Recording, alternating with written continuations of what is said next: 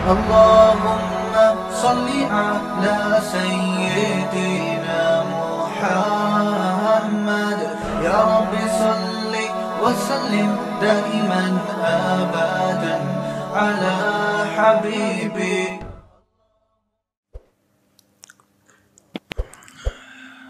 جب بھی دنیا میں کہیں سفر کرتا ہوں، یہاں بھی لوگوں سے ملتا ہوں،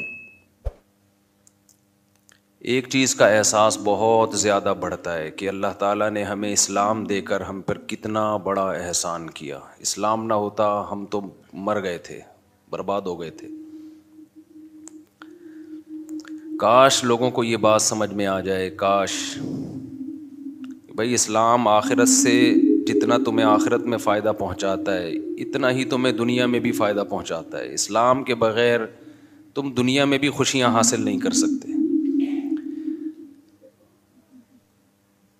نبی صلی اللہ علیہ وسلم نے جب توحید کی دعوت دی نا عربوں کو،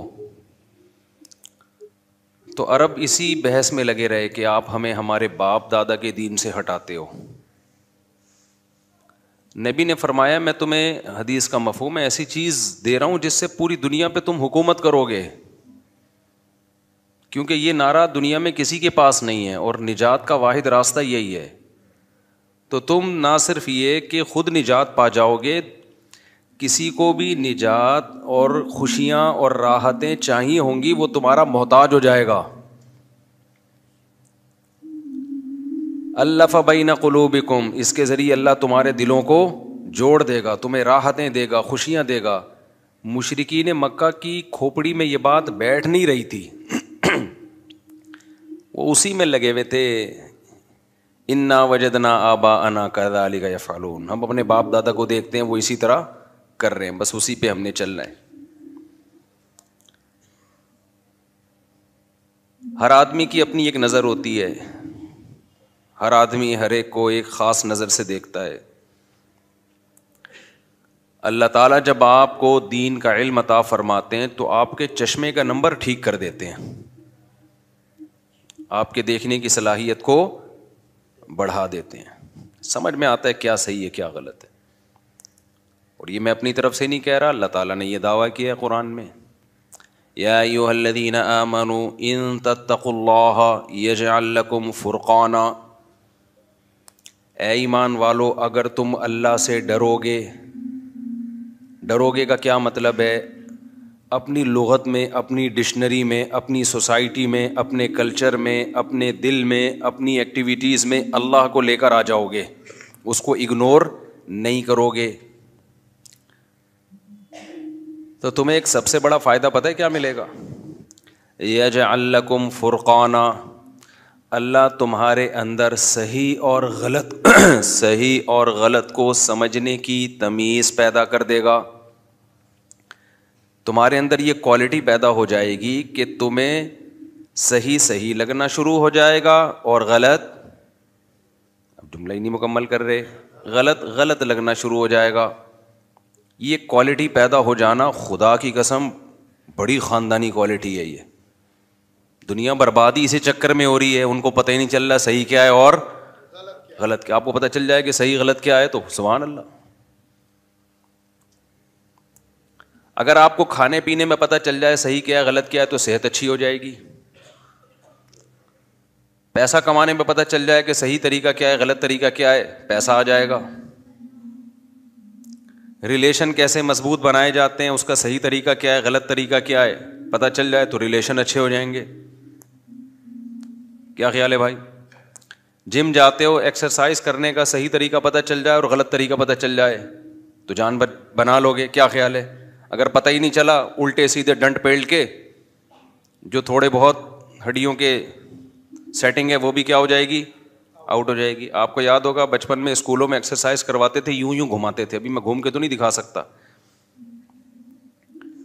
کھڑے نا یوں گھماتے تھے. تو جن بچوں نے زیادہ کی ہے نا ان کے وہ گھوم گئے ہیں، وہ ان کے نٹ بولٹ ڈھیلے ہو گئے.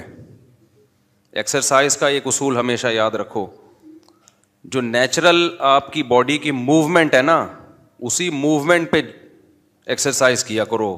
اس موومنٹ کو چینج کرنے کی کوشش بولو مت کرو. اللہ میاں نے جو ہمارے جوڑ بنائے ہیں نا وہ اپنے حساب سے بنائے ہیں کہ ہمارے حساب سے, تو اس کو چینج نہیں کرو آپ. اس کو چینج کرو گے نا تو آڑے ترچے ہو جاؤ گے. یوگا میں کچھ ایکسرسائز ایسی ہوتی ہیں جو آدمی کو ٹیڑھا میڑھا کر دیتی ہیں ہمیشہ کے لیے, پھر سیدھا ہی نہیں ہوتا کبھی بھی وہ. تو کبھی بھی اپنی الائنمنٹ کو چینج کرنے کی کوشش مت کرو. جو جس کام کے لیے ہے, دیکھو نبی صلی اللہ علیہ وسلم نے فرمایا قرب قیامت میں کیا ہوگا, لوگ بیل پہ سواری کریں گے تو بیل کہے گا علی ہذا خلقتو, کہ اللہ نے مجھے اس کے لیے بنایا تھا. یعنی بیل کا کام لوگوں کو اپنی پشت پہ سوار کرنا نہیں ہے, اس کے لیے اس کو ڈیزائن نہیں کیا گیا. اس کے لیے گدھا گھوڑا ہے, اونٹ ہے. بیل میں اللہ نے جو پاور رکھی ہے نا وہ کھینچنے کی پاور رکھی ہے. آپ اس کے پیچھے ہل لگا دیں اور زمین میں گاڑ دیں, وہ بیل اس کو کھینچ کے چلے گا. تو علماء نے اس حدیث سے نکالا ہے کہ اس حدیث کا جو اصل مفہوم ہے نا وہ بیل پہ سواری نہیں ہے. اصل مفہوم یہ ہے کہ قرب قیامت میں الٹے پلٹے کام ہونا شروع ہو جائیں گے. جس کو جس کے لیے ہے نا بنایا گیا ہے وہ کام نہیں کرے گا. کیا زبردست حدیث ہے, دیکھو آج یہ بالکل نظر آ رہا ہے کہ جس کا جو کام ہے وہ کام نہیں کر رہا. تو یہ بھی فرقان ہے. فرقان کا مطلب حق اور باطل کو سمجھنے کی صلاحیت. یہ غیر مسلم کے پاس نہیں ہے. آپ حیران ہو گئے, تبھی غیر مسلم اتنی ترقی کے باوجود تباہ ہو رہے ہیں. آپ کہہ سکتے ہو کدھر تباہ ہو رہے ہیں, میں بتاؤں گا آپ کو کیسے تباہ ہو رہے ہیں. ان کا تو پروگرام اتنی ترقی کے بعد سب بڑھ گیا بھائی, سارا پروگرام ہی بڑھ گیا ان بیچاروں کا.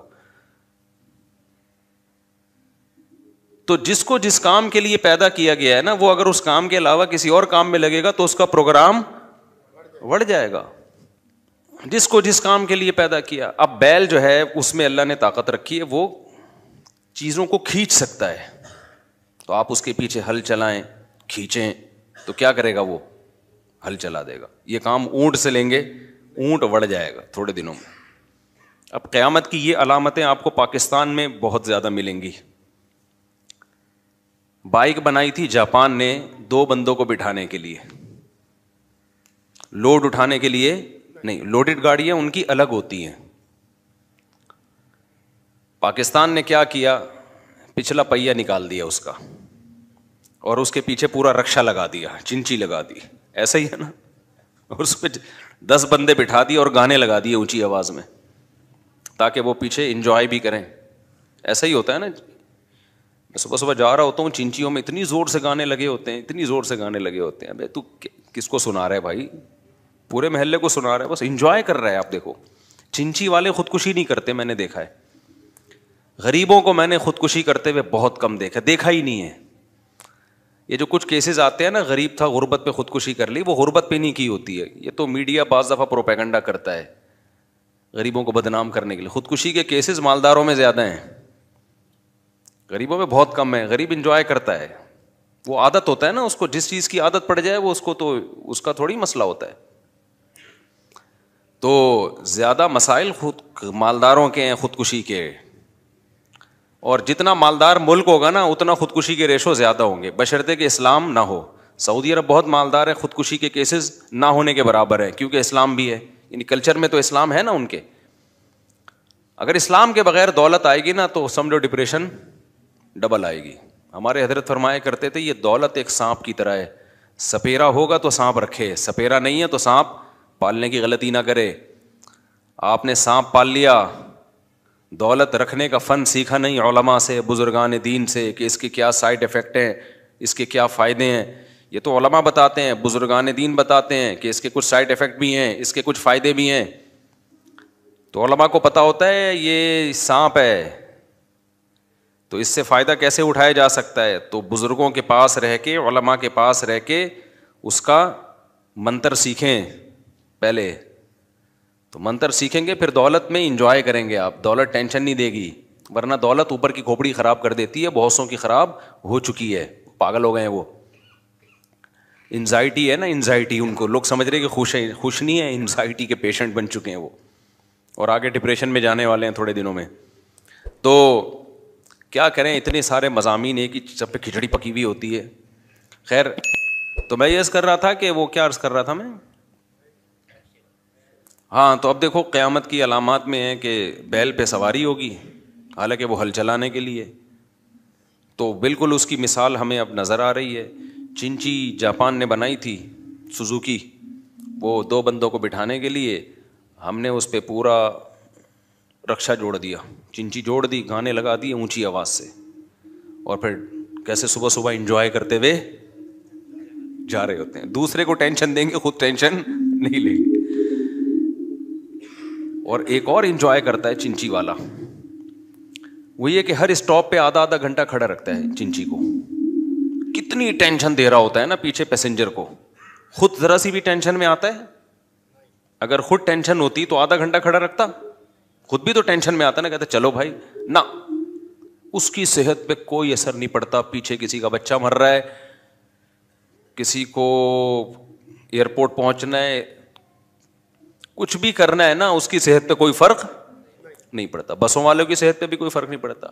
آپ اس کو پیچھے سے بولو بھائی تیرے کو نیمبو چٹاؤں، نکل تو چلانا، نہیں چلائے گا وہ. ان لوگوں سے سیکھو ٹینشن کیسے ختم ہوتی ہے، سمجھ رہے ہو؟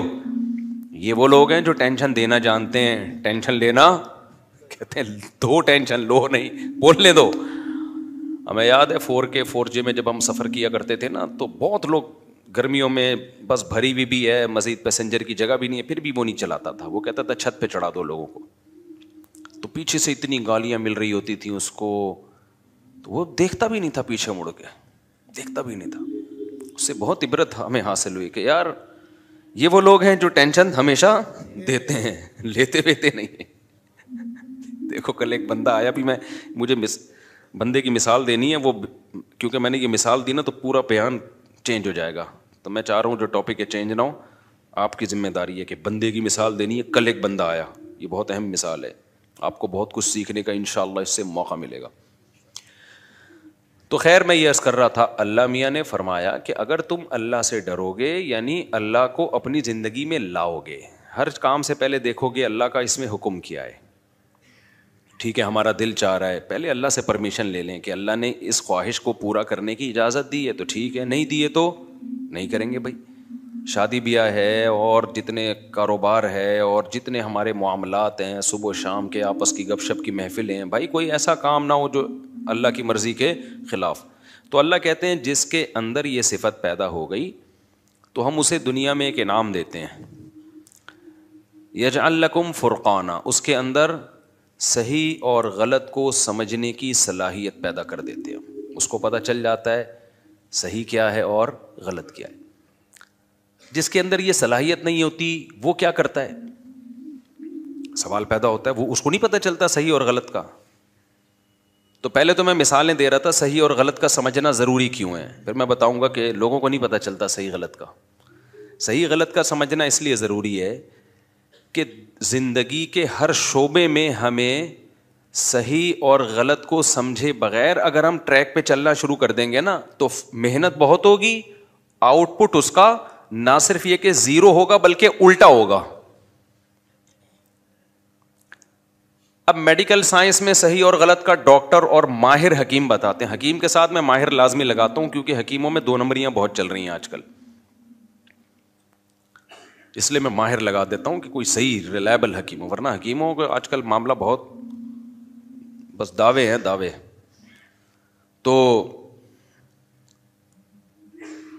تو صحیح اور غلط میں جو تمیز ہے نا اللہ اس کی صلاحیت پیدا کر دیتے ہیں. اب میڈیکل سائنس کی مثال دے رہا تھا، اس میں اگر آپ کو صحیح غلط کا پتہ نہ چلے، اپنی طریقے سے آپ شروع کر دو کہ جی ایکچولی یہ جو فولاد کے کیپسول ہیں نا، یہ اس پہ لکھا ہوا ہے شربت فولاد یا کیپسول فولاد، اس پہ لکھا ہوا ہے یہ کھانے سے، فولاد کے کیپسول کھانے سے آپ کے اندر کیا ہو، فولادی طاقت پیدا ہو جائے گی. اب آپ نے ماہرین سے نہیں پوچھا، آپ نے وہ دیکھا کہ بھئی چونکہ فولاد تو فولاد ہے، بھائی اگر میں اس میں ہے بھی فولاد اور میں کھاؤں گا تو ظاہر ہے فولاد کھانے سے کیا بنو گے آپ، عقل کیا کہتی ہے فولاد بنے. وہ آپ نے پھانکنا شروع کر دیے، ظاہر ہے تھوڑے دنوں میں آپ کے گردے میں پتھری ہو جائے گی یا اور کوئی مسائل کھڑے ہو جائیں گے آپ کے ساتھ، کیونکہ آپ میں فولاد کی کمی تھی نہیں اور آپ نے کیلیں پھانکنا شروع کر دی.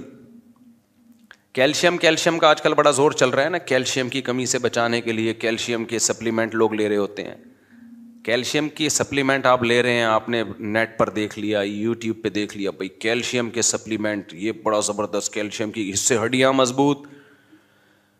آپ نے کسی ڈاکٹر سے مشورہ نہیں لیا, نہ کیلشیم کا ٹیسٹ کروایا, کیلشیم کی آپ میں کمی تھی نہیں, ویسے ہی ہڈیوں میں آپ کو کسی اور وجہ سے درد ہو رہا تھا, آپ نے دوسری شادی کی تھی اس وجہ سے درد ہو رہا تھا آپ کے, اس کا ہڈیوں سے کوئی تعلق تھا نہیں. سسرال کی ٹینشن سے بھی ہڈیوں میں درد ہوتا ہے انسان کے. آپ نے بغیر کسی ڈاکٹر کے مشورے کے کیلشیم کی گولیاں پھانکنا, وہ نہیں ہوتا یوں کر کے پانی میں ڈالو ایسے فوارے پھوٹتے ہیں اس کے, ہوتا ہے نا آج کل ایک آتا ہے. میں تو ڈاکٹر نہیں ہوں نا, دیسی آدمی ہوں, بھائی ہم دیسی باتیں ہی کرتے ہیں. وہ کیلسی کی جو ہے نا وہ آپ نے ڈالی اور روزانہ پھانک رہے ہیں آپ. اب کیا ہوگا آپ کے تھوڑے دنوں میں گردوں میں پتھری بننا شروع ہو جائے گی. آپ سمجھتے ہو کہ نہیں سمجھتے؟ تو اب آپ کا اگر نہیں لیتے تو کچھ بھی نہیں ہوتا. اب دیکھو آپ نے محنت بھی کی, خرچہ بھی کیا, صحت کا خیال بھی کیا, اس کے باوجود آپ کا پروگرام گردوں کا بڑھ گیا. وہ پتھری نکالنے میں آپ کو, اور پھر گردے ہی نہیں اور بہت کچھ دل کی بیماریاں شروع ہو سکتی ہیں بلا وجہ کا کیلشیم پھانکنے سے. تو ایسے ہی ہر آدمی جیسے میڈیکل سائنس میں فنٹر بنا ہوا ہے, پیسے کمانے کے لیے آپ نے کیا کیا, لوگ آپ کے پاس آئے, تاجر آپ کے پاس آئے, سبز باغ دکھائے, اتنا پیسہ دے دو, میں اتنا پیسہ دوں گا, یہ تو بہت, کاش میرے پاس طاقت ہوتی, میں لوگوں کے ہاتھ جوڑ کے کہتا خدا کے لیے اللہ کا واسطہ تجارت کے نام پہ اپنا پیسہ کسی کو مت دو اللہ کا. جیسے عاملوں کے پاس جانے سے ہاتھ جوڑ جوڑ کے منع کرتا ہوں نا کہ مت جاؤ, مر جاؤ جن چڑیل بھوت میں, عاملوں کے پاس مت جاؤ. لوگ سمجھ میں نہیں آ رہی بات لوگوں کے. پھر لوگ علماء کا حوالہ دیتے ہیں, فلاں عالم تو کہتے ہیں بھائی اس کا تعلق علم دین سے نہیں ہے, فلاں عالم کو کیا پتا بیچاروں کو, قرآن و سنت کا ان کو ہم سے زیادہ پتا ہوگا اگر وہ علم میں ہم سے زیادہ ہیں, عاملوں کا نہیں پتا ہوگا ان کو ہم سے زیادہ. اس کا تعلق مفتی ہونے سے تھوڑی ہے, اس کا تعلق تو کھوپڑی سے اور مشاہدے سے ہے. کھوپڑی صحیح کام کرے گی تو 2 منٹ میں سمجھ میں آئے گا 2 نمبر بنا رہا, الو بنا رہا ہے. سمجھ میں آ رہی ہے بات. بعض لوگ بڑی جلدی الو بنتے ہیں, بعض کو الو بنانا تھوڑا مشکل ہوتا ہے. تو عاملوں کے معاملے میں ہمیں الو بنانا ناممکن ہے انشاءاللہ. اللہ سے امید ہے ہمیں, یہ ہمیں تو ان کے 2 ٹکے کے لوگ نہیں, ہمیں ان کا پتہ ہے. کل ایک بندہ آیا کہنے لگا میرے گھر سے نا وہ پنجے نکل رہے ہیں, پتہ نہیں خون کی چھینٹیں نکل رہی ہیں, اور چوریاں بھی ہو رہی ہیں, اور کوئی چور پتہ ہی نہیں ہے کون چوری کر رہا ہے. میں نے کہا گھر کا چور ہوگا. کہہ رہے نہیں ہمارے گھر میں سب نیک ہیں, گھر میں کوئی چور نہیں ہے, اور چھینٹیں بھی آ رہی ہیں, چھینٹیں بھی, اور بندر کے پنجے اور پتہ نہیں کیا کیا پنجے, جن ہے. میں نے کہا یہ الو کا پٹھا جو چور ہے نا, یہ کمبخت پنجے بھی لگا کے جا رہا ہے تاکہ تم جیسے بے وقوف انکوائری نہ کریں اور خون کی چھینٹوں کو دیکھ کے جن چڑیل بھوت پہ ڈال دیں. چور بڑے ہوشیار ہوتے ہیں, وہ تھوڑی ایسا کوئی اپنے لیے ثبوت چھوڑے گا. کہہ رہے نہیں کوئی خود چوری, کبھی دنیا میں ایسا ہوا انویسٹیگیشن میں کہیں چوری ہوئی ہو اور جن پہ ڈال دی گئی ہو؟ یہ تو CID اور ISI اور جتنی خفیہ ایجنسی ہیں ان کا سارا پروگرام ہی بڑھ جائے گا. پھر تو انویسٹیگیشن میں جن چڑیل بھوت کہیں بھی نہیں لائے جاتے, ہمیشہ انکوائری کی جاتی ہے, یار اس کا سبب تلاش کرو, اور پکڑا جاتا ہے اسی بیس پہ چور. مسلمان چڑیل بھوتوں پہ ڈال دیتا ہے. تو یہ پرسوں کی بات ہے, ایک بندہ آیا کہہ رہا آپ کو اپنے گھر دکھانا ہے, آپ ذرا سونگ کے بتائیں, ایسے یوں کر رہا تھا, سونگ کے بتائیں کہ کتنے چڑیل ہیں کتنے بھوت ہیں. میں نے کہا میں یہیں سے بتا رہا ہوں, کوئی بھوت نہیں ہے, کوئی چڑیل نہیں ہے. کہہ رہے ہیں کیوں, گھر سے چوریاں بھی ہو رہی ہیں. میں نے کہا پکڑ لیا. میں نے جیسے کہا نا چوریاں ہو رہی ہیں, میں نے فوراً پکڑ لیا. میں نے کہا وہی کر رہا ہے یہ. پہلے اس نے بتایا نہیں تھا چور ہیں گھر میں, پہلے اس نے کہا چھینٹیں اور پنجے اور پتہ نہیں مسور کی دال اور کون کون سی چیزیں نظر آ رہی ہیں. تو میں نے کہا کچھ نہیں ہے, پھونک آیت الکرسی پڑھ کے دم کر دو, گھر کے چاروں کونوں پہ پھونک مار دو, یا کسی مولوی صاحب اپنے جو نیک آدمی ہے اس سے دم کروا لو, چھیٹے ویٹے پانی پہ دم کرتے نا ایسے مارو, کافی ہے. بشرطے کہ مولوی صاحب یہ کام نہ کرتے ہوں. یہ کام اگر کرتے ہیں تو پھر وہ مولانا صاحب بھی غلط آدمی ہے. کرتے نہ ہو, کروا لو ان سے کوئی بھی, یعنی جا کے دم کروا لو ان سے, کوئی بھی نیک آدمی کر لے. میں نے کہا اور جو ہے نا اس سے زیادہ لفٹ نہیں کراؤ. تو کہتے ہیں نہیں چوریاں بھی ہو رہی ہیں. میں نے کہا لو پکڑ لیا, میں نے 2 منٹ میں پکڑ لیا. سونگھے بغیر پتہ چل گیا کہ جن کون. میں نے کہا یہ چور ہی جن ہے. کہتے ہیں ہمارے گھر میں تو کوئی آتا نہیں ہے. میں نے کہا کہ وہ رہتا بھی نہیں ہے کیا گھر میں؟ گھر کا چور ہے یہ, گھر کا. میں نے کہا یا تو خود تو چور ہے, بعض دفعہ چور خود آتا ہے پوچھنے کے لیے, یہ بھی بتا دوں آپ کو میں, چور خود انکوائری کر رہا ہوتا ہے. میرا ایک لیپ ٹاپ چوری ہوا, جس نے چوری کیا اس نے FIR کٹوائی کہ مفتی صاحب کا لیپ ٹاپ چوری ہو گیا ہے. بعد میں پتا چلا وہی چور تھا. تو بعض دفعہ نا چور انکوائری میں سب سے آگے. مجھے تو شک ہوا کہ یہ, میں نہیں کہہ رہا وہ چور ہے کہیں ناراض ہو جائے وہ, لیکن شک ہے. بعض دفعہ چور خود آ کے جا رہا ہوتا ہے, یار گھر میں چوریاں ہو رہی ہیں, ایکچولی سمجھ میں نہیں آ رہا, میری بیگم کا سونا غائب ہو گیا تو, اور چھینٹیں بھی آ رہی ہیں, عاملوں کو لائے گا. چوری خود کر رہا ہوگا وہ. تو اس لیے جن چڑیل بھوت پہ جس نے معاملہ ڈال دیا اس کا پروگرام وڑ گیا. وہ کبھی بھی ترقی نہیں کر سکتا, نہ وہ کبھی چور کو پکڑ سکتا ہے. تو خفیہ کیمرے لگا دو ایسی جگہوں پہ, الماری کے اندر کیمرے لگا دو, کہیں کبھی نہ کبھی تو پکڑا جائے گا نا. خیر یہ کہاں چلے گئے ہم. تو پھر بھی اگر چور نہیں سمجھ میں آ رہا ہے, اس کا مطلب چور بہت ہوشیار ہے, وہ ایسے طریقے سے کر رہا ہے کہ کوئی ثبوت نہ چھوڑے. تو ہوشیاری تو ہے نا, چوری بھی ایک فن ہے. تبھی تو ایک چور پکڑا گیا نا, کورٹ میں لایا گیا, جج نے کہا تو نے بڑی ہوشیاری سے چوری کی ہے, کانوں کان کسی کو خبر نہیں ہوئی. چور نے کہا شکریہ جج صاحب, آپ پہلے آدمی ہیں جنہوں نے میرے فن کی تعریف کی ہے. سمجھ رہے ہیں نا, وہ تو ڈانٹ رہا تھا, وہ سمجھ رہا تھا کہ چوروں کے ہاں یہ تعریف ہوتی ہے کہ ہم ایسے چوری کرتے ہیں کسی کو کانوں کان خبر نہیں ہوتی. آپ کو پتہ ہے بڑے ہوشیار ہوتے ہیں. میں ایک دفعہ, یہ بات ہے 1997-98 کی بات ہوگی, اس وقت 500 روپے کی بھی بڑی ویلیو تھی. میں اپنے کسی ریلیٹو سے ملنے کے لیے گیا, مدرسے کی چھٹی تھی, انہوں نے مجھے بچہ سمجھ کے 500 روپے ہدیہ دے دیے نا, اپنے ہی قریبی رشتے دار تھے. میری خالہ تھیں کیا اس میں, وہ تو خالہ نے مجھے 500 روپے گفٹ دے دیے. خالہ سے ملنے گیا تھا, ہم بڑے زبردست طریقے سے نا رکھے میں جیب میں. اس وقت ہمارے لیے 500 روپے بڑی بات تھی, طالب علم کے لیے تو 500 روپے ایسے ہے جیسے کروڑوں خربوں روپے کا مالک بن گیا وہ. ہم 500 روپے جیب میں رکھ کے نا, میں بیٹھا ناظم آباد 2 نمبر سے, میں نے جانا ہے پیٹرول پمپ نہیں ہے ناظم آباد, 15 منٹ کی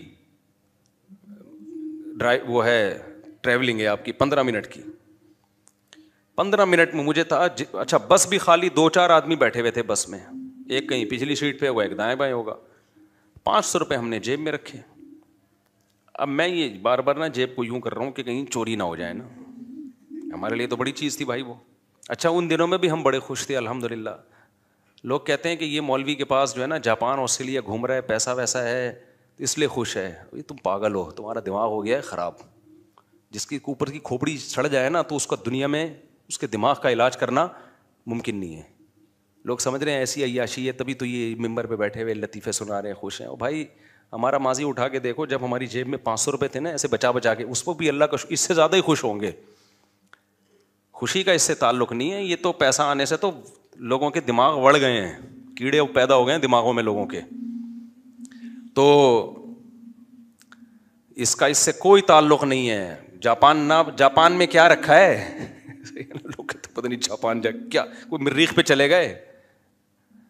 تو ان چیزوں کو زیادہ لفٹ نہ کرایا کرو, یہ بہت کوئی کامیابی یا خوشی کے اسباب نہیں ہیں. یہ بچوں کے وہ ہیں جن پہ ان چیزوں کو دیکھ کے خوش ہوتے ہیں. پھر آپ کیسے تو پھر گئے کیوں جاپان, جانے پر پابندی تھوڑی ہے, میں تو جاؤں گا, ہو سکتا ہے میں کہیں اور بھی چلا جاؤں, لیکن یہ چیزیں کوئی کامیابی کا معیار نہیں ہے. اور یہ چیزیں کوئی ایسی نہیں ہے کہ ان کی وجہ سے انسان کو بہت زیادہ خوش ہو. خوش ہونے کے جو اسباب ہیں وہ میں آپ کو بتاتا رہتا ہوں. دنیا کو مسافر خانہ جس دن سمجھ لیا تو آپ ٹماٹر کی ریڑھی لگاؤ گے اس پہ بھی خوش ہوگے, ٹماٹر کی ریڑھی پہ بھی خوش ہوگے. خوشی کے جو اوریجنل اسباب ہیں وہ دولت نہیں ہے. خوشی کے اوریجنل اسباب یہ ہیں کہ دولت سے محبت کرنا چھوڑ دو اور دولت کو کامیابی سمجھنا چھوڑ دو. کماؤ ضرور دولت, دل نہ لگاؤ. آپ کہہ سکتے ہو واہ بھائی واہ, دل بھی نہ لگائیں کمائیں بھی. بھائی کشتی کے اوپر جب بیٹھتے ہیں ہم سفر کرتے ہیں تو کشتی ضرورت ہے ہماری. جب تک آپ کشتی کے اوپر رہو گے فائدہ پہنچائے گی. جس دن کشتی آپ کے اوپر آ گئی, آپ کے اوپر حاوی ہو گئی تو آپ ڈوب جاؤ گے سمندر میں. پانی جب تک کشتی کے باہر رہے گا تو کشتی کو دھکا دے گا. وہ پانی استعمال ہو رہا ہے پانی, لیکن پانی جس دن کشتی کے اندر آ گیا نا تو کشتی کا پروگرام بڑھ جائے گا. تو اسی طرح دنیا آپ کی زندگی کو دھکا لگاتی ہے، دولت، اسباب، وسائل، زندگی چلتی ہے، لیکن یہ دولت آپ کی زندگی کی کشتی چلتی ہے اس سے، جس دن یہ دولت آپ کے دل میں گھس گئی تو یہ ڈبو دے گی آپ کو. تو بار بار ہی رکھو اس کو، زیادہ لفٹ بولو نہ کراؤ. جب بھی کوئی بنگلہ دیکھو، گاڑی دیکھو تو فوراً سوچو بھائی ایک دن ختم ہو جائے گا، ایک دن کیا ہو جائے گا؟ ختم ہو جائے گا. تو ہمارے ایک دوست ہیں، ان نے بہت بڑا 1000 گز کا بنگلہ لیا، انہوں نے مجھے دکھا رہے تھے. میں نے کہا اللہ تعالیٰ اس میں برکت دے. 2-3 پلاٹ چھوڑ کے قبرستان تھا نا. میں نے کہا آنا ادھر ہی ہے. آخر میں ان کا سارا شو بازی کا پروگرام ہم نے وہ بھی کہتے ہوں گے یار کیا ہو گیا. پہلے مجھے بنگلہ دکھا رہے ہیں نا 1000 گز کا، بڑا بہت اچھا، دیندار بھی ہے ماشاء اللہ. دیندار آدمی کے پاس دولت دیکھ کے مجھے بڑی خوشی ہوتی ہے، کیونکہ اطمینان ہوتا ہے ایک تو اس دولت سے اس کی اوپر کی کھوپڑی آؤٹ نہیں ہوگی، یہ غریبوں کو تانے نہیں دے گا. دوسری بات یہ کہ اس دولت کو ظاہر دین کے کاموں میں بہت زیادہ خرچ کرے گا، شراب کباب سے، لڑکیوں سے. آج کل دولت آتے ہی لڑکی آ جاتی ہے آپ کے پاس گرل فرینڈ بن کے. جیسے ہی دولت آئے گی نا 2-4 لڑکیاں آپ کے ساتھ ولاگ میں آنا شروع ہو جائیں گی. یہ دولت کی بھوکی ہیں، سمجھتے ہو؟ لوگ کہتے ہیں نا پیسے سے ریلیشن بنتا ہے. پیسے سے ریلیشن جب بنتا ہے جب وہ پیسہ اللہ کے لیے خرچ کیا جائے. لڑکیوں کا جو ریلیشن پیسے سے بن رہا ہے نا، یہ وہ والا ریلیشن ہے جو جاپان میں بنا ہوا ہے آج کل، اور آسٹریلیا میں بنا ہوا ہے، گوروں کا ریلیشن. اس میں یہ ہوتا ہے کہ جب تک پیسہ ہے ٹھیک ہے، جیسے ہی پیسہ ختم ہوا نکلو پتلی گلی سے. تو یہ والا ریلیشن ناپاک ریلیشن بنتا ہے دولت سے، جس میں بندے کو بھی پتا ہوتا ہے جب تک یہ ہے پیسہ ہے تو ہے میرے ساتھ. میاں بیوی کا جو ریلیشن، جو پاکیزہ ریلیشن ہے، جو خاندانی میاں بیویوں کی بات کر رہا ہوں میں، ان کا ریلیشن میں پیسہ ہو تو بھی ہے، پیسہ نہیں ہو تو کیا ہے بھائی؟ شریک حیات ہے، ساتھ جینا مرنا ہے.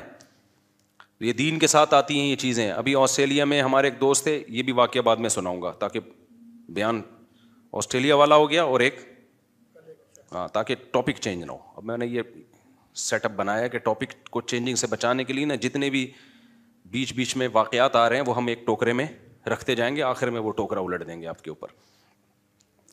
تو بات یہ چل رہی تھی، کیا بات چل رہی تھی؟ ہاں 500 روپے نا، ہم بڑے مزے سے، کڑک کا نوٹ تھا جیب میں رکھ کے، یہ والی جیب تھی ایسے دیکھ رہا ہوں بھائی.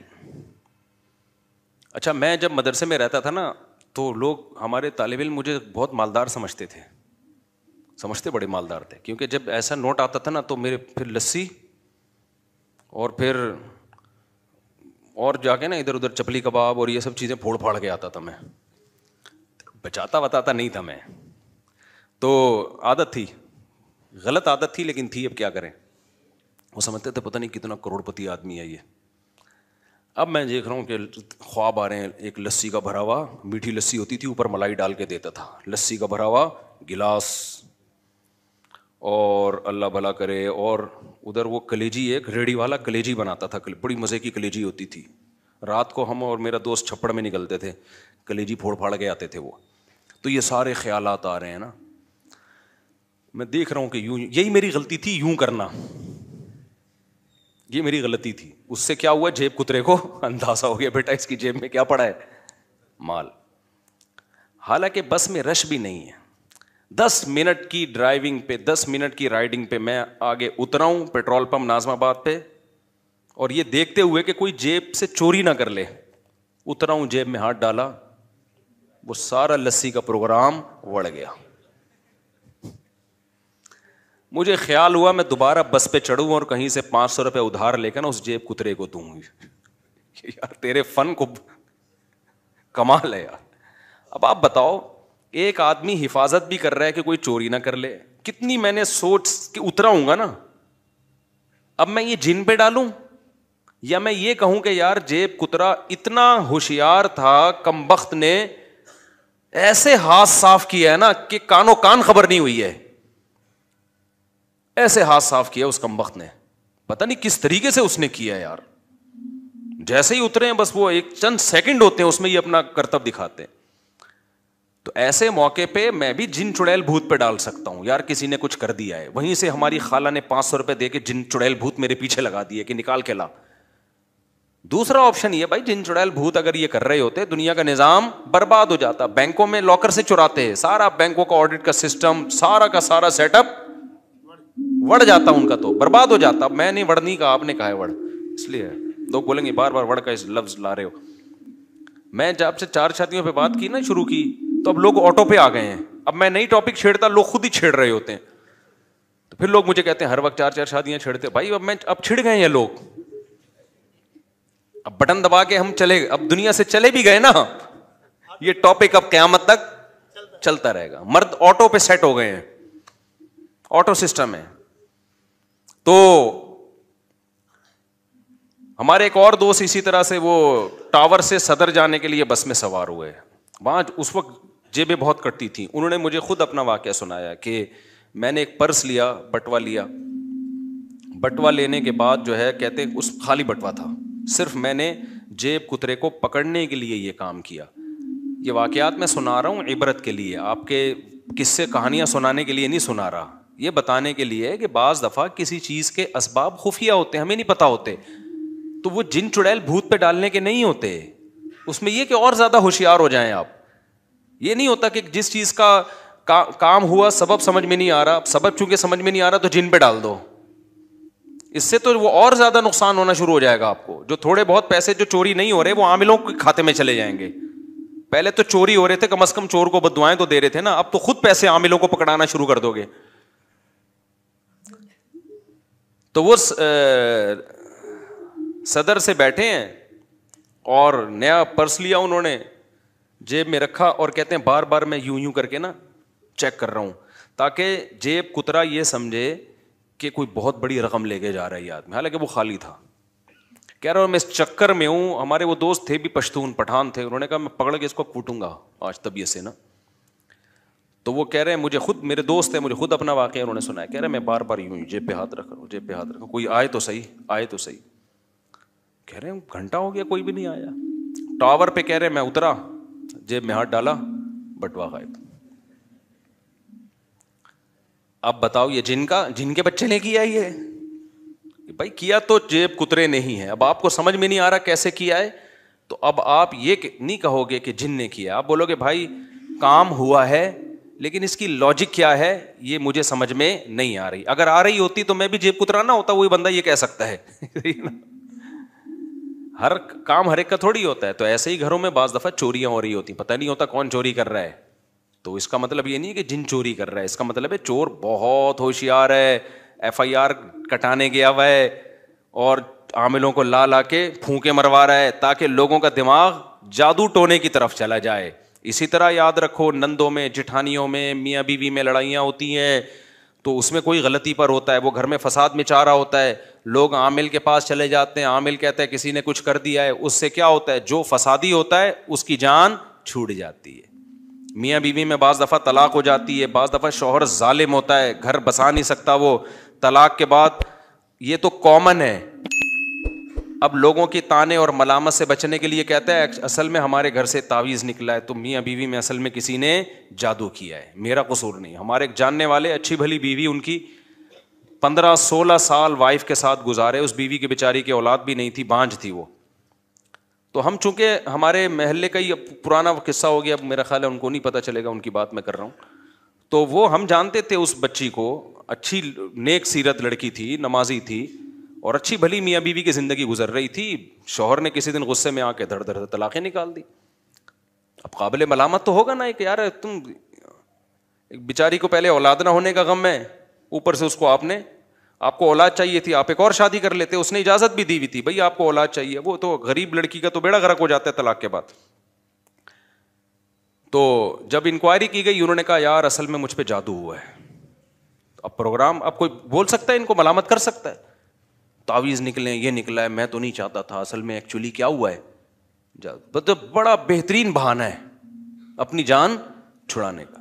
بعض دفعہ عورت بھی ایسا کرتی ہے, عورت شوہر کے حقوق ادا نہیں کر رہی ہوتی, شرارتی ہوتی ہے, گھر نہیں بسا سکتی, بالآخر ایک دن شوہر اس کو چھوڑ دیتا ہے. تو اب جان بچانے کا بہترین طریقہ, اصل میں ایکچولی ہم میں میاں بیوی میں تو بڑی محبت تھی, لیکن نا وہ جو اس دن خاتون آئی تھی نا, میری جٹھانی نے کروایا یہ سب کچھ, میری جٹھانی نے کروایا یہ سب کچھ, یہ سارا کام میری ساس کا ہے, وہ نہیں چاہتی تھی ہم دونوں محبت سے رہیں. تو اپنا قصور, اپنی بلی کس پہ ڈال دی, ساس پہ ڈال دی, جٹھانی پہ ڈال دی. جٹھانیاں لڑواتی ہیں, یہ تو ایک گراؤنڈ ریئلٹی ہے. آپ مت آؤ جٹھانیوں کی باتوں میں, آپ بھی تو کسی کی جٹھانی ہوگی, آپ بھی لڑوا رہی ہوگی. کیا خیال ہے بھائی؟ جٹھانی کا کام فائر بریگیڈ کا ہو ہی نہیں سکتا، کیونکہ وہ آگ جلانے کا کام کرتی ہے، آگ بجھانے کا کام نہیں کرتی. یہ تو رشتے بہت کم ایسے ہوتے ہیں جو ان میں اچھے بھی ہوتے ہیں. جو خواتین میرا بیان سن رہی ہیں وہ بہت اچھے بھی ہوئے، لیکن جو نہیں سن رہی ان کا تو کام کیا ہے؟ لڑوانا. تو اس میں تو آدمی کو پہلے ہوشیار ہونا چاہیے نا. لوگ کہتے ہیں میری بہن جب بھی آتی ہے گھر میں میرے اور بیوی کے درمیان پھڈا ڈال کے جاتی ہے. یہ بھی کامن مسئلہ ہے. آپ کی بہن جب آپ کے گھر میں رہنے کے لیے آئے گی نا اور جائے گی تو سمجھ لو آپ کی بیگم سے پھڈا یہ ڈیو ہے. بیگم سے آپ کا پھڈا کیا ہے؟ یہ ہوتا ہے. تو مرد اگر عقل مند ہوگا، اس کا شادیوں کا تجربہ ہوگا، اس کو پتا ہوگا کہ میری بہن جب آئے گی تو وہ میری بیوی کے کیڑے نکالے گی لازمی. تو عقل مند آدمی پہلے سے ہی بہن سے ہوشیار ہو جاتا ہے. وہ کہتا ہے بہن آئے گی میری بیگم کے کیڑے نکالے گی، اس کا کام ہے. اس کو بھی نہیں روکو، اس سے بھی نہیں لڑو، سنو ادھر سے، سنو ادھر سے، بولو نکال دو. عقل مند آدمی یہ کام کرے گا کہ بھائی میں اپنا گھر اپنی بہن کے چکر میں، وہ تو اپنے گھر میں خوش ہے. سمجھ رہے ہو نا؟ اس کی بھی وہ شوہر کی بہن یہی کام کر رہی ہوگی. تو اگر ان بہنوں کا اور ان کا اپنے پرسنل معاملات میں ہم سننا شروع کر دیں تو کسی کا بھی دنیا میں گھر. اگر آپ نے اپنی اماں سے سننا شروع کر دیا کہ آپ کی بیگم کیسی ہے اور اس پہ یقین کرنا شروع کر دیا آپ نے، تو آپ کا شادی کا پروگرام، پہلی شادی کا ہی پروگرام بڑھ جائے گا آپ کا. 4 کیا کرو گے آپ؟ تو اماں کے بارے میں اصول یہی ہے کہ بھائی اماں، ہماری اماں بہو کی جتنی شکایتیں کرے سنو، اماں سے لڑو نہیں، لیکن ادھر سے سن کے ادھر سے نکال دو. ادھر سے سن کے ادھر سے کیا کرو؟ نکال دو. اماں بیچاری کا کام ہوتا ہے. یعنی جو اماں میرا بیان نہیں سن رہی، بار بار کہہ رہا ہوں، اس پہ بھی لوگ طنز کرتے ہیں. یہ کیا بات ہے؟ جو تمہارا بیان نہیں سن رہی وہ بہت اچھی ہیں، جو تمہارا سن رہی ہیں، جو نہیں سن رہی وہ بری ہیں، جو سن رہی ہیں. نیچے کمنٹس کیے ہوتے لوگوں نے کہ یار یہ مفتی کیسی باتیں کرتا ہے. تو آپ کو ہماری باتیں سمجھنے کے لیے تھوڑا سا مینٹل لیول، یہ مجبوری کے احکام ہے بھائی، یہ مجبوری ہے. اب میں کہہ دوں جو میرا بیان سن رہی ہیں وہ ایسی ہیں تو وہ بیان سننا چھوڑ دیں گی. تو اس لیے میں احتیاطاً یہ کہہ رہا ہوتا ہوں جو بیان سن رہی ہیں ان کی بات ہی نہیں کر رہا، وہ بہت اچھی ہیں، تاکہ وہ سنتی رہے نا، اصلاح ہو جائے ان کی. ٹھیک ہے؟ تو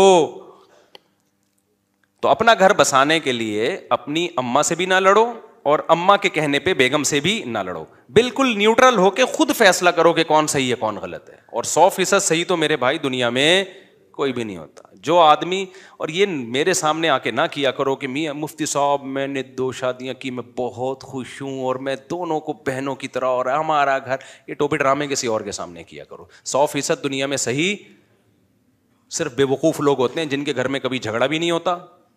ہاں بے وقوف لوگ. دیکھو نبی صلی اللہ علیہ وسلم نے فرمایا کمینہ آدمی جو ہے نا، کمینہ، وہ اپنی بیوی پہ 100% غالب ہوتا ہے.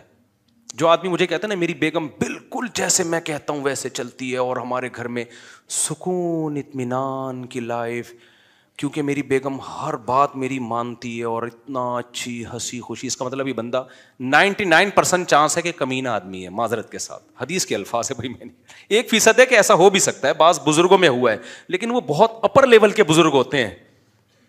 حضرت ڈاکٹر عبدالحی صاحب یا حضرت مولانا شیخ عاشق الہی صاحب رحمہم اللہ تعالیٰ، ان میں سے کسی ایک کا واقعہ ہے. انہوں نے لکھا ہمارے گھر میں آج تک یعنی 40-50 سال میں کبھی جھگڑا نہیں ہوا، کبھی ایک اونچ نیچ نہیں ہوئی. لیکن وہ بہت ہائی لیول کے بزرگ ہیں، ان کی اہلیہ بھی اور وہ خود بھی. میں نارمل لوگوں کی بات کر رہا ہوں، میرے اور آپ جیسے. تو جب کوئی آدمی یہ کہا کرے نا میری بیوی اتنی نیک اور میرے سب اصول، بہت تمیز سے ہنسی خوشی زندگی گزر رہی ہے، یا تو پھینکو ہے ایک نمبر کا، بہت بڑا کذاب جھوٹا ہے، یا یہ کہ یہ فرعون کے بچوں میں کوئی ڈوبنے سے بچ گیا تھا دریا میں، اس کی نسل میں ہے. یہ ہوتا ہے ایسا، لیکن یہ اس مرد میں ہوتا ہے جو انتہائی ظالم جابر قسم کا، جو بیوی پہ اتنا روب رکھے کہ اس کو دیکھ کے وہ تھر تھر کانپنا، اور یہ کمینے پن کے بغیر ہر وقت مار دھاڑ لاتے گھسے گالیاں اور مجبور بھی ہو. نارمل آدمی کے ہاں بھائی کبھی مان لے گی، کبھی کیا کرے گی، آگے سے جواب دے گی، آپ بے عزت ہو کے گھر سے باہر نکل آؤ، کیا خیال، بےزتی ہو جائے گی آپ کی. ممبر کے اصول کچھ اور ہوتے ہیں بھائی. یہاں تو آپ سب میری تمیز سے بیٹھ کے سن رہے ہو، کوئی بیچ میں بول نہیں رہا، ہنسنے کی بات پہ ہنس رہے ہو، رونے کی بات پہ رو رہے ہو. گھر میں یہ والا پروگرام نہیں چل رہا. ابھی کیا بتائیں کس سے کہانیاں. خیر، تو تو نارمل جو ہے نا, نارمل رہا کرو. بار بار کہتا ہوں, یہ زیادہ فنٹر بننے کی کوشش مت کرو. اللہ کو فنٹر گیری پسند ہی نہیں ہے, پسند ہی نہیں اللہ تعالیٰ کو فنٹر گیری. تو گھر چلانے کے لیے ضروری ہے بھائی, سب چلتا ہے, فساد بھی ہوگا گھر میں, جھگڑے بھی ہوں گے, لڑائیاں بھی ہوں گی, محبتیں بھی ہوں گی, صاحب اسی طرح زندگی کی گاڑی. یہ جنت تھوڑی ہے میرے بھائی, یہ دنیا ہے, صحیح ہے نا. تو نبی صلی اللہ علیہ وسلم کی صحیح حدیث ہے, یغلبن الکریم ولا یغلب علیہن الا اللئیم. فرمایا کمینہ آدمی عورت پہ حاوی آتا ہے, جو بالکل ایسے جوتے کی نوک پہ رکھتا ہے نا اس کو, تو اس کی بیوی 100% صحیح چلتی ہے, لیکن اس میں مرد کے کمینے پن کا دخل ہوتا ہے. باہر بزدل بنا ہوتا ہے, گھر میں کیا بنا ہوتا ہے, ببر شیر. دفتر میں نہیں چل رہی ہوتی, کہاں چلا رہا ہوتا ہے. میں یہ بھی نہیں کہہ رہا کہ بالکل آزاد چھوڑ دیں, آپ غلام بن کے رہیں, کچھ لمٹ ہونی چاہیے. ایک لمٹ تک برداشت کرنا پڑتا ہے, پھر لمٹ کراس کرنے کی اجازت. بعض لوگ ایسے بھی ہیں بالکل ہی گیدڑ بن کے رہ رہے ہیں, وہ بھی ٹھیک نہیں ہے. لیکن یہ جو اصول ہے نا کہ بالکل ہر چیز سیٹ اپ پہ چل رہی ہو, یہ نہیں ہوتا نہ. یہ ہوائی باتیں ہیں, جو کر رہا ہو یا تو جھوٹ بول رہا ہے, یا وہ فرعون جب ڈوبا تھا تو ایک آدھ بچہ کہیں, ویسے تو رہا نہیں تھا لیکن ایک مثال دے رہا ہوں میں, کہیں میرے خلاف فتویٰ دے دیں کہ وہ تو قرآن تو کہہ رہے سارے ڈوب گئے تھے. ہمارے یہاں فتویٰ فوراً مارکیٹ میں آتا ہے, مفتی صاحب نے قرآن کی, تو فرعون چھوڑو, چنگیز خان ٹھیک ہے, چنگیز خان کی نسل تو باقی رہ گئی ہے نا, تو اس میں سے ہو سکتا ہے کوئی ہو یہ. تو خیر کہاں سے کہاں بات, پھر ہم کلبازیاں کھاتے ہیں, ادھر ادھر جاتے ہیں. تو میں یس کر رہا تھا کہ میرے بھائی, آپ کے اگر کانسیپٹ کلیئر نہیں ہوگا, آپ میں حق اور باطل میں سمجھنے کی صلاحیت نہیں ہوگی, تو صحت میں آپ برباد ہونا شروع ہو جاؤ گے. آپ محنت بھی کرو گے اور دل کی بیماریاں بھی پیدا ہونا, کیلشیم کی گولیاں کھا کھا کے. آپ ایکسرسائز کرو گے, جم جاؤ گے ٹرینر کے بغیر, اور اپنی طرف سے ڈنڈ پیلنا شروع کرو گے. جو ہڈیوں کے 2-4 مہرے صحیح رہ گئے تھے وہ بھی آڑے ترچھے بولو ہو جائیں گے. اسکولوں میں بچوں کو میں بتا رہا تھا نا, یوں گھماتے ہیں عجیب عجیب طریقے سے, وہ غلط ہے بھائی. بچوں کو ایسے ہی ایکسرسائز کرواؤ جو نیچرل ہے بالکل. سمجھتے ہو کہ نہیں سمجھتے؟ تو پیسہ کمانے میں بھی ایسا ہی ہے. پیسہ, ہاں میں یہاں سے بات شروع کی تھی کہ عاملوں کے پاس مت جایا کرو. اسی طرح پیسہ کمانے میں بھی اگر آپ کو صحیح گائیڈنس نہ ملے, تجربے کی بھینٹ چڑھ جاؤ گے. کیونکہ میں ایک دفعہ تجربے کی بھینٹ چڑھ چکا ہوں. اب میں لوگوں کو کہہ رہا ہوں, لوگوں کی کھوپڑی شریف میں بات نہیں آ رہی. ہر آئے دن میرے پاس کوئی بچہ روتا ہوا آتا ہے, لڑکا, مفتی صاحب میں 10 کروڑ گنوا بیٹھا ہوں, میں 5 کروڑ گنوا بیٹھا ہوں, ابا نے گھر سے نکال دیا ہے, ٹھکائیاں لگ رہی ہیں, کوئی خودکشی کی طرف جا رہا ہے, کوئی کیا کر رہا ہے. کیوں بھائی؟ میں نے پیسہ دیا تھا, کسی ٹریول ایجنٹ کو دے دیا, کسی کاروبار میں لگا دیا. وہ اتنے نیک آدمی تھے, اتنی بڑی ان کی داڑھی تھی, بغلیں بھی میرا خیال ہے چیک کی ہوں گی اس نے, یہی رہ گیا بس, اور کیا ہے. ہر چیز سنت کے مطابق. میں ایسا کہتا ہوں کہ تو یہ بغلیں بھی چیک کر لیتا نا, جب داڑھی دیکھ لی تو نے, تو ہو سکتا ہے وہ بڑی بھی ہوں اور سنت کے خلاف چل رہی ہوں. تو تمہیں دین کا پتہ پیسوں کے معاملات کے بغیر چلتا کیسے ہے؟ کیا چور لوگ داڑھی نہیں رکھ لیتے؟ میں نہیں کہہ رہا داڑھی والے چور ہوتے ہیں, لیکن چور کو داڑھی بڑھانے میں کتنا ٹائم لگتا ہے. میں نہیں کہہ رہا نمازی چور ہوتے ہیں, لیکن چور بھی نمازی بن سکتا ہے. تو یہ عجیب حساب کتاب ہے. پھر ایسے چیختے ہیں یار ہمارا یہ ہو گیا, یہ ہو گیا. تو میں کہتا ہوں آپ نے میرے بیان نہیں سنے. کتنی دفعہ سمجھایا بھائی کسی کو پیسہ مت دو. یہ رفیع بھائی بیٹھے ہوئے ہیں سامنے, 10 سال پہلے میں آیا تھا, انہوں نے مجھے کہا کہ 10 سال پہلے میں نے ان سے کہا کہ آپ نے پیسہ دیا, انہوں نے کہا فلاں کو دیا, وہ بڑا نیک ہے, کما کے دے رہا ہے. میں نے کہا دیکھتے ہیں رفیع بھائی, ایک دن مارکیٹ سے سارے پیسے شارٹ ہو جائیں گے. 10 سال اس بندے نے کما کے دیا ان کو. یہ کہتے تھے دیکھو مفتی صاحب کچھ صحیح لوگ بھی ہوتے ہیں. اس کے بعد 10 سال کے بعد رفیع بھائی کا پروگرام بڑھ گیا. اب کبھی ایس ایچ او کے پاس جا رہے ہیں, کبھی رینجرز کے, وہ بندہ بھی گھوم رہا ہے, اس بندے کے پاس قومی ترانے ہیں. جب بھی جائے گا بھائی یہ ہو گیا, اچھا یہ ہو گیا, وہ قومی ترانے پڑھنا شروع کر دے گا. آج چائنا کا ترانہ پڑھا اس نے, کل پاکستان کا ترانہ, اب اگلی ملاقات میں جاپان کا قومی ترانہ پیش کرے گا ان کے سامنے. پورے لگے بندے الفاظ ہوتے ہیں, کچھ بھی نہیں کر سکتے آپ اگلے کا. یہ بھی نہیں پتا چلے گا کہ فراڈ کر رہا ہے یا حقیقت میں نقصان ہوا ہے, کچھ بھی نہیں کر سکتے بھائی. اس لیے بزرگوں نے کہا ہے جو پیسہ تمہاری جیب میں ہے بس وہی تمہارا ہے. اپنے بچوں کو روکو خدا کے لیے اس عمل سے. کرپٹو کرنسی پہ نا ہمیں بہت اکسایا گیا, مجھے تو بہت اکسایا گیا کہ کرپٹو کرنسی کے فضائل سناؤ تاکہ مسلمان تجارت میں آگے بڑھے. ہم نے کہا نہیں بھائی اس میں ہمیں کنفیوژن ہے. نہیں یہ مفتی لوگ اصل میں دیر سے فتویٰ دیتے ہیں. اتنے تانے دیے ہمیں, اصل میں یہ خود نہیں ہے نا, خود کا بزنس نہیں ہے نا کرپٹو کرنسی کا, اس لیے فتوا نہیں دے رہے. ہمیں بہت کہا گیا کہ اس پہ فتوا دو تاکہ مسلمان قوم اس کو جھونک دو کرپٹو کرنسی میں. ہم نے کہا بھائی ہمیں اطمینان نہیں ہے, ہم نے یہ نہیں کہا حرام ہے, ہم نے کہا بھائی جب تک 100% اطمینان نہیں ہوگا ہم اس بارے میں زبان. پھر لوگ کہتے ہیں ابے پہلے لاؤڈ اسپیکر کو حرام کہتے تھے, پھر لاؤڈ اسپیکر حلال کر دیا, پہلے ویڈیو نہیں بناتے تھے, پھر ویڈیو دیکھنا کل سارے کرپٹو کرنسی میں آ جائیں گے. میں نے کہا کسی سے پہلی بات تو یہ کہ لاؤڈ اسپیکر کو حرام علماء نے جو کہا تھا وہ اس بیس پہ نہیں کہا تھا کہ لاؤڈ اسپیکر بذات خود حرام ہے. جو لاؤڈ اسپیکر کے جو ماہرین ہیں نا وہی ایکسپلین ہی نہیں صحیح کر پا رہے تھے علماء کے سامنے. وہ کہتے تھے یہ وہ آواز نہیں ہے بلکہ یہ الگ سے ریکارڈنگ آواز ہے, اس لیے علماء نے کہا ناجائز ہے. جب ان کی رائے تبدیل ہو گئی, انہوں نے کہا یہ وہی آواز ہے جو آپ کی آواز ہے جس کو اسپیکر بڑھا کے پیش کر دیتا ہے, تو علماء نے کہا ٹھیک ہے اس میں کیا خرابی ہے. تو ماہرین ہی کسی ایک رائے پہ جمع نہیں ہو رہے تھے, اس بیس پہ فتویٰ دیا تھا. ہاں ویڈیو سی ڈی کو علماء حرام اس لیے کہتے رہے تھے کہ اس وقت اس کے پازیٹیو کام نہ ہونے کے برابر تھے, سارا نیگیٹو تھا, تو اس لیے تصویر والے پہلو کو علماء نے ترجیح دی تھی. جب علماء نے دیکھا کہ بھائی اب اس کے پازیٹیو کام بھی بہت زیادہ ہو گئے ہیں تو فوراً رائے کو چینج کیا. یہ تو علماء کی خوبی ہے کہ اسی پرانی رائے پہ اڑے نہیں رہے. لیکن آپ کو اگر کسی قوم سے نفرت ہے تو اس کی خوبیوں میں بھی کیڑے تلاش کرو گے, اور کسی قوم سے محبت ہے تو اس کے کیڑوں میں بھی آپ کو خوبیاں نظر آئیں گے. تو یہ آپ کے دل کی بات ہے کہ جب انسان کو محبت ہوتی ہے نا, اگر اس کے پیر صاحب موٹے ہوں, اپنے پیر صاحب سے محبت ہے, اگر پتلے ہوں پیر صاحب تو آپ کہیں گے دیکھو دنیا سے محبت ہی نہیں ہے, کھاتا ہی نہیں ہے, دیکھیں کیسے سوکھ کے اللہ کے خوف سے ہڈیوں کا ڈھانچہ بن گئے. اور موٹے دوسرے کے پیر کو بولو گے موٹا گینڈا کھاتا رہتا ہے حرام کھا کے ایسا ہو گیا ہے. لیکن اگر آپ کا اپنا پیر موٹا ہے تو آپ بولو گے برکت اس کو بولتے ہیں,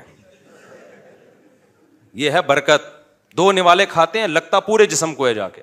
تو انسان بہت ساری چیزیں نا عقیدت میں اندھا بھی ہوتا ہے اور نفرت میں بھی اندھا ہوتا ہے. بعض دفعہ جب کسی سے عقیدت ہے تو ہر سیدھی چیز الٹی نظر آ رہی ہے, اور عقیدت نہیں ہے تو عقیدت ہے تو ہر الٹی چیز بھی سیدھی. سیاسی لوگوں میں تو دیکھ لو, آپ سیاسی جماعتوں میں تو آپ دیکھ لو, اپنا لیڈر غلط کام کرے گا قوم کے وسیع تر مفاد میں کر رہی ہے, اور اپنا لیڈر صحیح کرے گا تو وہ تو ویسے ہی صحیح ہے. دوسرے کا لیڈر غلط کرے گا تو غلط ہے, صحیح کرے گا تو بھی غلط ہے. ابے لوگوں کو الو بنانے کے لیے کر رہا ہے. تو یہ تو ہم نے سیاست میں بھی دیکھا ہے بھائی. تو کلمہ ہی نہیں پڑھو بھائی, اس کلمہ صرف ہم نے محمد صلی اللہ علیہ وسلم کا پڑھا ہے, باقی کسی کا نہیں پڑھا ہم نے. تو جو صحیح کام کرے گا صحیح ہے, غلط کرے گا غلط. ہمارا باپ کا تھوڑی ہے بھائی وہ.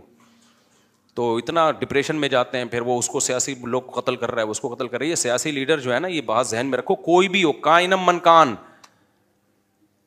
یہ آپس میں ایک دوسرے سے اتنی نفرت نہیں کرتے جتنی اپنی عوام کو ایک دوسرے سے لڑاتے ہیں. یہ ذہن میں کسی بھی جماعت کا ہو.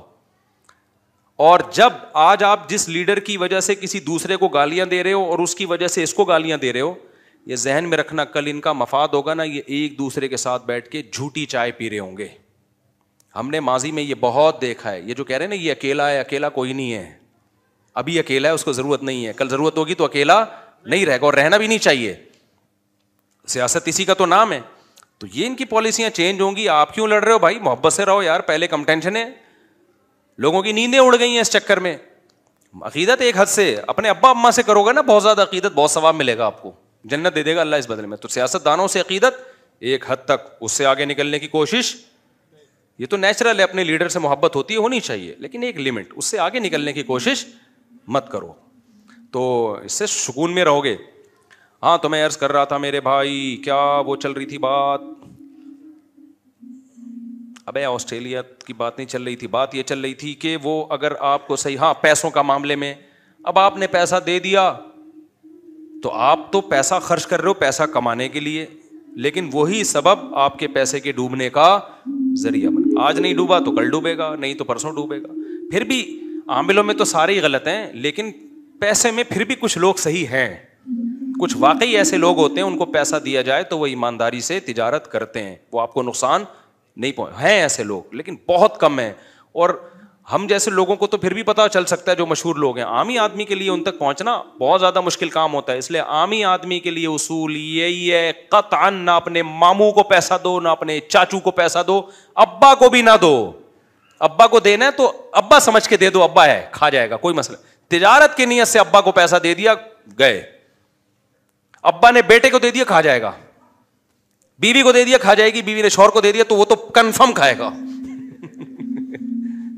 بعض عورتیں اس خوش فہمی اپنے ہسبینڈ کو دے رہی ہوتی ہے. ہسبینڈ کیوں دے گا تمہیں, اس کو پتا ہے کہاں جا سکتی ہے. ہسبینڈ نے تو کنفرم کیا کرنا ہے, کھانا ہی. لوگ کہنے حضرت خدیجہ نے پیسہ دیا تھا محمد صلی اللہ علیہ وسلم کو. بھائی وہ حضرت خدیجہ تھیں اور وہ کیا تھے, محمد صلی اللہ علیہ وسلم تھے. آپ پیغمبر نہیں ہو, آپ کا مجھے زیادہ پتہ ہے اور میرا آپ کو زیادہ پتہ ہے. ہم سب اسی زمین کی مخلوق ہیں. سمجھتا نہیں ہے نا بات کو.